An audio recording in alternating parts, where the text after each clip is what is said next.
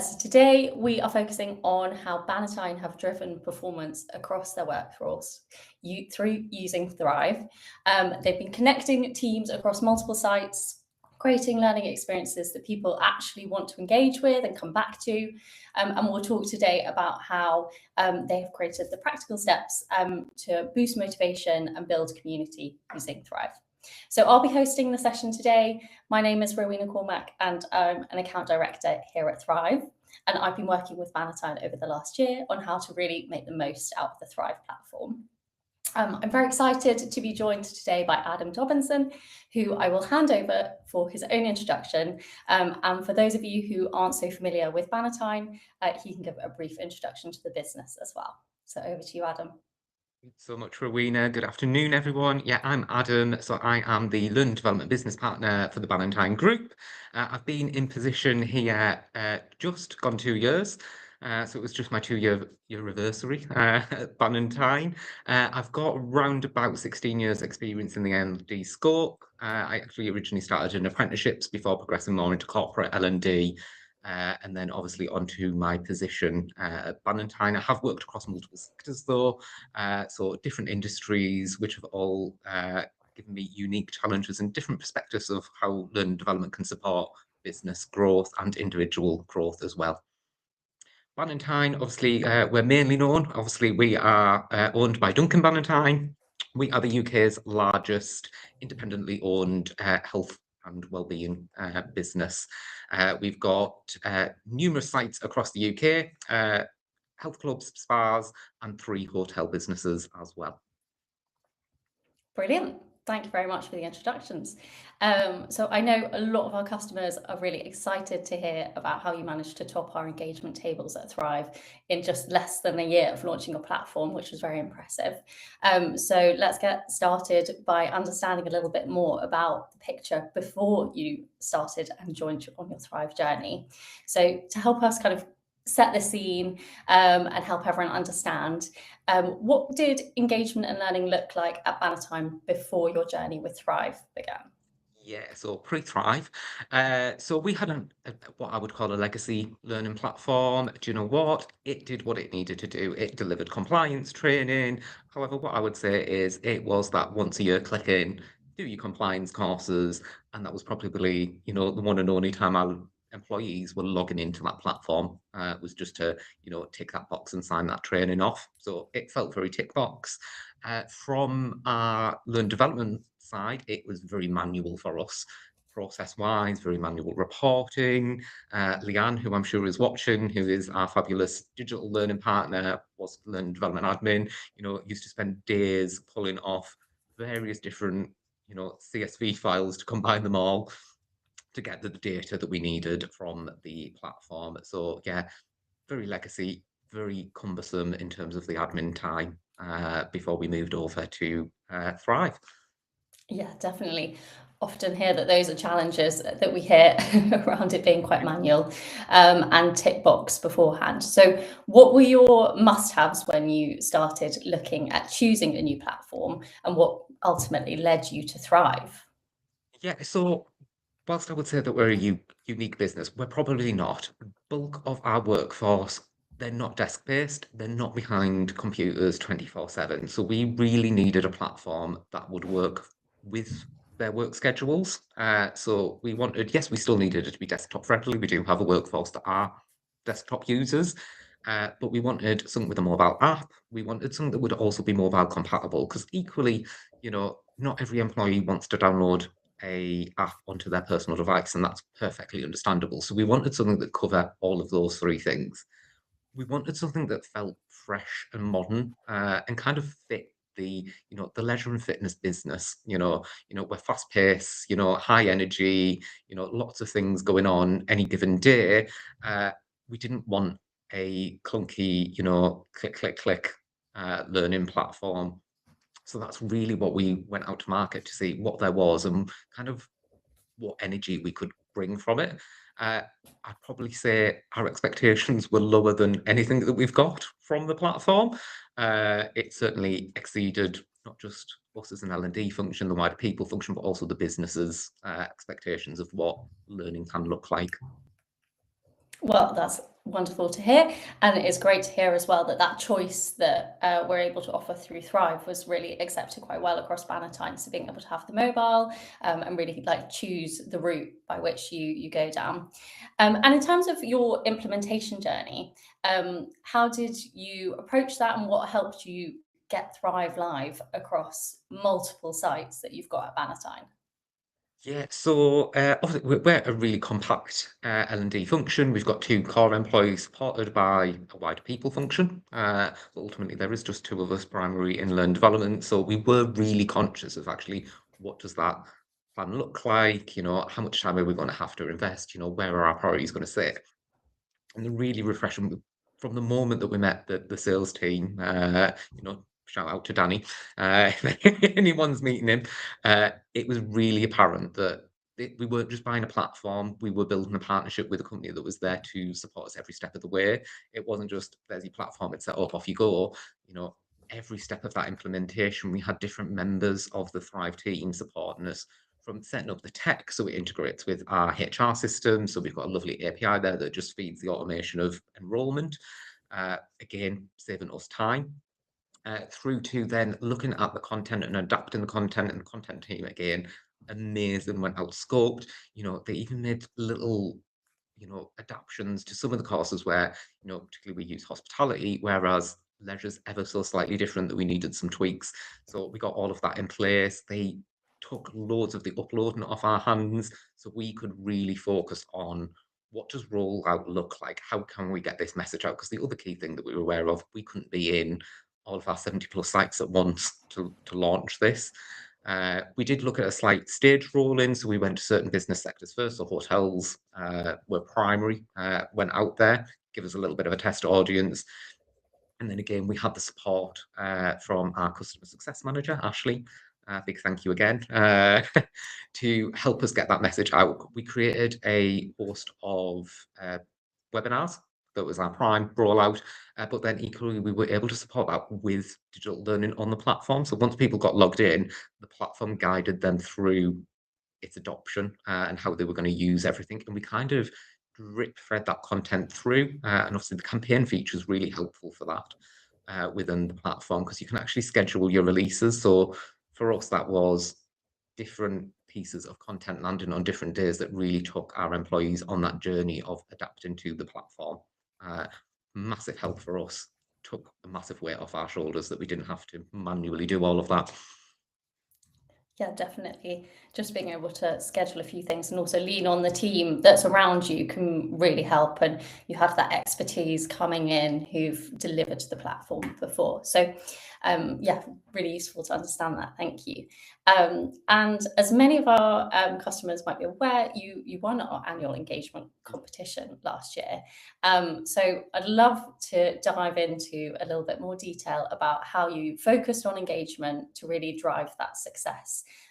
You've obviously mentioned already that you wanted to move from like compliance and tick box to really like driving engagement. You've mentioned campaigns, but how did you start like thinking differently around engagement and more than just like delivering a piece of learning to your workforce? Yeah, absolutely. Do you know what I will say is I don't think anyone was as surprised as Leanne and me that we went on to Top of the Pops. We remember our first Thrive Live, we hadn't gone live, we hadn't completed the implementation, and we sat there and learned about this competition. One that really cemented that we'd made the right choice, that we were like, what a fantastic company to be working with and partnering with to deliver this. How exciting for next year was in our heads. That was literally the conversation we sat and had there. And again, from Thrive Live and again, meeting loads of different customers, we really sat there and thought, in the L&D scope, we always complete skills gaps analysis, all of this thing. Actually, we were pretty solid already in that kind of, we were covering our tick box. We knew that we were going to cover our compliance stuff. What else? And I think one of the big things that we did was look at our employee demographics behavior. How were they going to interact with the platform differently? And I remember we spent quite a lot of time in our health clubs, just actually watching how employees worked, what their behavior looked like, also how do they interact with us as a employee brand. And one of that things was quite a lot of our employees use us for their health facilities as well, not surprisingly. Yeah, you get a membership. What is the one thing that you do when you go to the gym? And for a large proportion of the population, that is, you put your headphones on and you will listen to a podcast, or you'll, listen to your music. And we were like, what if could we create content that way? And that was one of the key things that we started with. We actually created a series of podcasts. Again, we rotated hosting. I did a couple. Leanne then took the reins. She took a few as well. And then we also got a few guest hosts as well. And again, mixing that voice up, that it wasn't always just, L&D beating the same drum. The other thing that we really wanted to do was, where did the employees want to take the platform? Whilst where, as L&D, we're the custodians of it, it's our platform. What did employees want? What do they want to see on their platform? If they were going to engage with it, it really had to be their ownership. So we actually did a series of competitions, but that competition wasn't just do your compliance training, and when it comes out with a hat. It was one, yeah, we need you to be compliant, but equally, what suggestions do you have? Actually test this system, really, comment, try out different bits of content, what works, what doesn't work, and monitored their engagement on different pieces of content so we could see what worked, what didn't work, and got their feedback. And again, that competition we designed with the prizes being in mind to close that loop of full engagement. So we actually got some pretty cool headphones that were compatible with numerous devices that they could then use to access the platform in different ways. What was lovely is we had some really consistent engagement who really helped us shape that platform. And it was really lovely because we got to also reward them when we got to the end of the Oasis competition, that we got to bring some of their employees along with us as well, and really recognise that it wasn't just us as an L&D function that won the competition. There was numerous staff that really drove that engagement. Yeah, I love that. It's all about coming together as a team, isn't it, to drive it forwards, and it takes that involvement throughout the business. And I love what you've just mentioned there about your podcast and audio, and really listening to your workforce and understanding actually how do they learn best and how can you reach them in the moment, which is definitely something that you can take away from listening in today and thinking about what engagement strategies might work for your people across individual workforces. So that's, yeah, really great to hear. And you mentioned the competitions and the engagement piece. Was that a key factor, do you think, in how you encourage people to keep coming back? Or was there more that you did to try and encourage that return and repeat, and really like building on the engagement that you saw right at the initial launch? Yeah, and again, I think we learned quite a lot from that launch and the, you know, drip feeding the content out. And actually we've got some great engagement from stakeholders around the business. Our health and safety team, they're really active on using the platform to get messages out there. And we really applied that same application to numerous bits of training. Actually, do we do it as a, annual once a year drop, or actually is there content that can be fed out during the year in that campaign style? So we send out now monthly newsletters on health, safety and compliance. That was traditionally something that went out to email addresses. The problem with that is, in a shared inbox, the first person who reads it marks it as read. It then probably drops to the bottom of the inbox, and the person last on shift, do they get that email? Do they get that message? So we actually now push that out because everyone's got their unique individual login to the platform. That then comes up to them that they get that notification. And again, that's quite regular in the way that that feeds out. It keeps them updated. It also keeps them updated of changes, because there's nothing worse than when you're at work of suddenly finding out something's changed and you're the last person to know. So again, being able to drip feed that information, that isn't just a compliance training course. It's those updates, it's those rules change. It might be, a new formulation of chemical that we've got to, clean our facilities with. And that's really important to us because, health, hygiene and safety are critical to the operation of our business and protecting our customers in there. The other big thing that we got from the feedback from employees was the other content that they wanted to see, and really being reactive to, you said, we did. We've got well-being content on there, and that's, yes, the usual elements, but also other unique things in the calendar that our employees said that they wanted to celebrate or engage with or learn more about. to feel supported, topics such as neurodiversity, religious festivals, they're hot topics at the moment, and actually making sure that in our line of business that we're fully understanding and prepared for that. I mean, one of our most recent uh, campaigns that was pushed out was all about Ramadan. Now, that's great to know, but equally that also has a knock-on effect for some of our members and our customers, because if they're, celebrating Ramadan and taking part in that, actually how they train and how they interact with our facilities is also really important. So this pattern of actually there's so much more that we can give our staff to engage with to make it accessible, but that voice came from them, it didn't come from us. So that was my big learning. Actually ask the employees, get their feedback, what do they want? Yeah, great. And I think that's so valuable, because the more you put on content that people are asking for, the more that they'll come back and they'll stay really engaged. Were there particular channels that you used in order to gather that feedback and then put it onto Thrive? How did that work internally on your side? Yeah, I think obviously we use Google as an organization, and I think one of the things I love about the platform is its compatibility with other tech that you may use in your organization. I speak from using Google, obviously, as a business, but we can integrate things like Google Forms, making it really compatible that we can use tools that we're already using, feel very familiar to employees, and it all just fits together and works nicely. So, having those Google Forms, having those suggestion boxes that then drop into, mine and Leanne's inbox in the L&D team, that we can really quickly access that information. It's not like we've got to go pull, a completion report off the LMS to go and get the data. It's quick, it's snappy, it integrates. So that feedback really worked full circle. The other great thing is what I would call the social media aspect of the platform. The fact that users can comment, they can tag each other, they can tag us as SMEs from across the business and ask questions. And really, we started to utilize that and try and encourage, employees to ask questions, use the comments boxes. Not going to lie, we still do get, our fair share of duns. Did you see the latest video on Thrive Try? Yeah. uh, but ultimately, that social aspect's really, important to us. And again, some of the new features that are coming, we've got grand plans for how we're going to utilize them. And, we've Thrive 2.0, what, a year after launch, that we're already thinking about that. Yeah, and of course, you're already using one of our newer features, which is Spaces, and you can see the engagement that you're getting across the different health clubs and people commenting and really building that experience together and sharing their feedback. So it's great to see how that all works and how it all ties into that overall strategy that you had as well.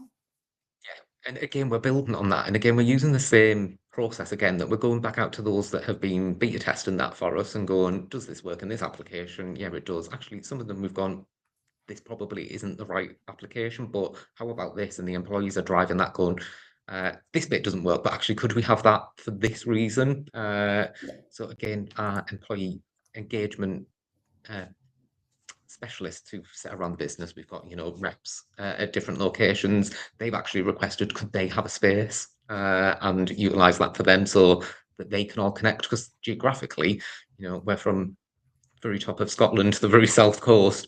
Logistically, that don't work for us. But again, if they can drop a message, but catch up when they're on shift, off shift, that really works for us.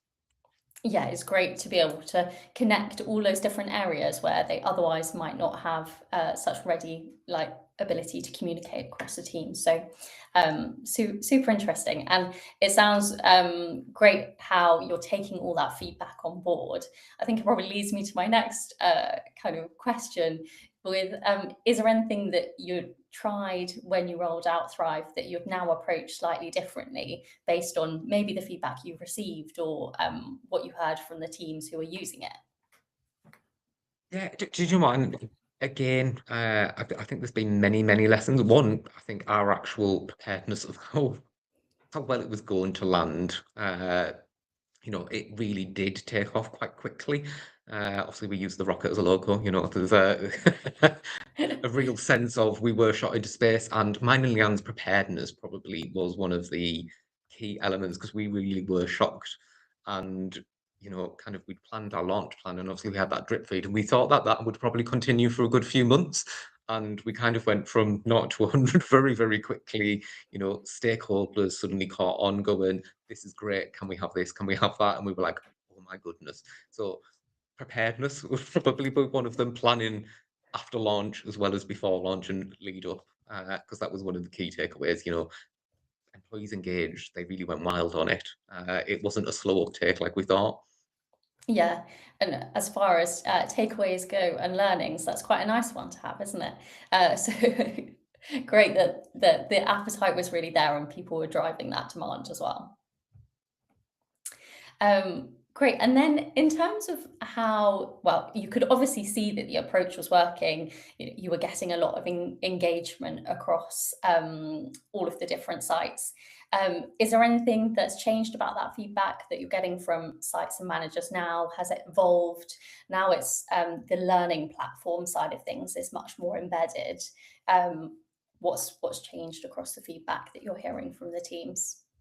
Yeah, so it's definitely more. Is the key one. What more can they have? I think particularly our management, audience within the group, they were quite blown away with the level of data that we can get out, and the level of reporting that is available within the platform. So actually, there's possibly an education piece there of how do they use all of that data? How can they really drill down into their teams, not just compliance, but engagement? What topics are they learning with? How do they see those topics that we don't assign centrally, but their teams are clearly interacting with? Because that's quite a powerful insight to go into, say, an employee's one-to-one with, going, oh, I've noticed that you're really interested. You've been engaging a lot with the management content on there. Did you know that we run a management development program? Is that something that you would be interested in? I think that's a really powerful conversation to have. Yeah, And it doesn't have to absolutely. be like Big Brother's always watching. I just think, oh, they're interested in me. And that suddenly drives that other level of engagement that every business is striving for as well, because those are such powerful conversations, particularly in what is quite a competitive employee-led market for recruitment. I think if you can set yourself apart with that, that's really, really important. Yeah, definitely. It's great to hear how you're using the data and responding to it as well, and actually taking on, actually, this is where we see the gap, and this is where we think we could enhance and build on things to keep improving what you're doing as well. So, yeah, so great to hear that. I think the other key takeaway is obviously Kiki, or as we know as Xena, Yeah. is the AI assistant, and actually what information we can educate her on in the background. She's been really powerful to answer employee questions. And again, the platform is so connective to other platforms. It's about us, connecting in all those other data sources. So actually, when an employee asks a question, Kiki can go find that answer from the right source of information, because we've got a lot on there, but equally we've got more data sources across this business that we can connect. It's about making sure that that information is also up to date and ready to be connected.